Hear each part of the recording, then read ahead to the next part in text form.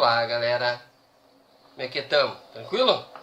Então, hoje a minha fala vai ter como mote, vai ter como inspiração a informação de que política é linguagem. Política é linguagem. Se nós, portanto, retirarmos a linguagem, não há política. E se tirarmos a política, não haverá linguagem. As duas andam juntas. Acredito não, com certeza, a linguagem ela surgiu justamente quando os homens se aproximaram e não puderam mais se afastar, e para manterem-se unidos tiveram que desenvolver possibilidades de entendimento e possibilidades desta vivência dessa vivência única neste grupo ser possível. Para ser possível era preciso que as pessoas se entendessem. Para se entender, foi necessário que determinados sons, determinadas palavras, sons significassem isto ou aquilo, ou determinado desenho significasse isto ou aquilo. Então, já a partir daí, o próprio significado desses sons foi um significado compartilhado. E daí por diante, pode-se imaginar que só foi possível a manutenção dos grupos, a manutenção do crescimento desses grupos através de diálogo e através de entendimentos negociados. Por isso que é possível dizer que política, do ponto de vista aristotélico, que é a vivência das pessoas em sociedade desejosas de serem felizes, essa vivência só é possível porque o tempo todo negociamos. E negociamos falando, escrevendo, nos vestindo, postura corporal. Nós enxergamos nas pessoas posturas corporais altivas, posturas corporais mais humildes, e nós compreendemos essa postura no seu contexto, nós a compreendemos porque podemos refletir sobre isso e podemos relacionar esta postura corporal com todo um contexto de significados. Um contexto de significados. Então, uma postura corporal humilde, eu consigo identificar se a pessoa está doente ou se ela é humilde. Pela sua roupa, pelo lugar que ela está, pelo seu olhar e, por último, pela fala. Portanto, as pessoas que decidem não ouvir outras pessoas, ou as pessoas que decidem endeusar determinadas formas de pensar, determinadas ideologias, e passam a não aprender com outras pessoas, começam a dificultar a própria linguagem. Ao dificultar a linguagem, ou seja, o entendimento de outras pessoas, e é possível que as pessoas passem a não entender essa pessoa parada, existe um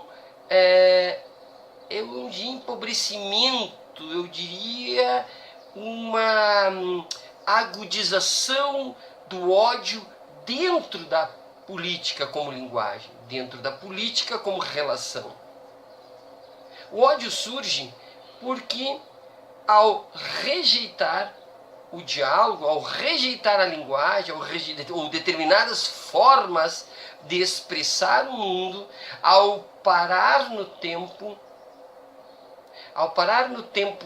da expressão, ao parar no tempo da fala, ou seja, eu falo a mesma coisa, eu penso a mesma coisa, eu expresso a mesma coisa há muito tempo, eu estou parado no tempo da fala, eu acabo acreditando que a minha fala é a fala. É isso que diz o mundo. Eu acabo acreditando que eu digo o mundo. E é possível que, ao endeusar o meu jeito de ver o mundo e de expressar o mundo, eu acabe rejeitando o outro. No início, é provável que o sujeito que endeusa sua própria interpretação de mundo haja como um dicionário. Em que sentido?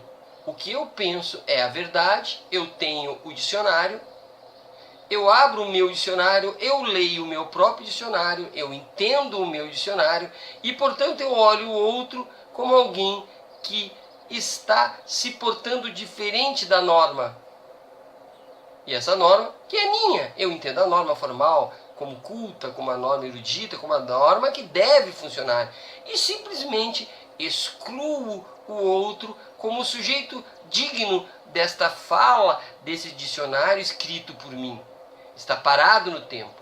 Esse dicionário que eu criei para mim, e eu compreendo o mundo através deste modo de interpretar o mundo, não é sujeito a atualizações. Ele é o que deve ser. Portanto, num primeiro momento, eu sou um sábio que não compreendo o outro porque o outro não fala como eu. E eu tenho a verdade. Mas o tempo passa, algumas pessoas se afastam de mim, eu começo a ter alguma dificuldade e esse meu dicionário passa a ser então, num segundo momento, mais politicamente doloroso, passa a ser uma Bíblia. Agora, a minha verdade é tão endeusada que eu faço parte de facções, uma facção minha, e eu passo a odiar o outro porque ele não segue a minha cartilha. E agora, eu não sou um avaliador do mundo, eu sou um Messias. Eu preciso dizer ao mundo que isto que eu penso é o pensar correto. E eu saio atrás de pessoas que pensem como eu. E as pessoas que pensam como eu ficam próximas. As que não pensam como eu devem ser perseguidas. Claro que eu estou indo de 0 a 100 em segundos, né? Eu não estou fazendo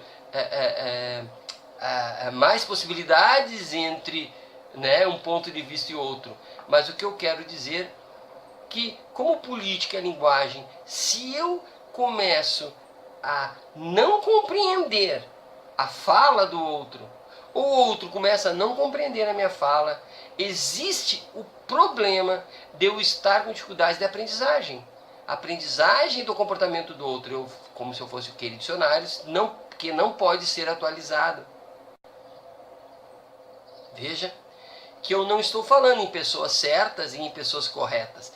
Eu estou falando em comportamentos intelectuais, comportamentos de aprendizagem que dificultam o diálogo, que dificultam a linguagem,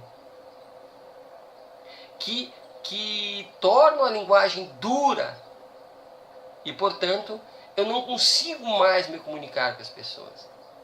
E se eu optar pela Bíblia, no sentido dado há um tempinho atrás, né, em que eu tenho a verdade e eu preciso dizer a verdade aos outros, e as pessoas precisam acreditar em mim, senão eu as odeio, senão eu não as quero, então eu vou ter um problema muito sério. Talvez mais sério do que aquele que se ache dicionário. Então, é preciso que a gente consiga, neste momento assistindo esta fala, se a gente consiga se identificar, quem sabe, entre um modelo e outro, modelo dicionário, modelo Bíblia, e entender que linguagem é política.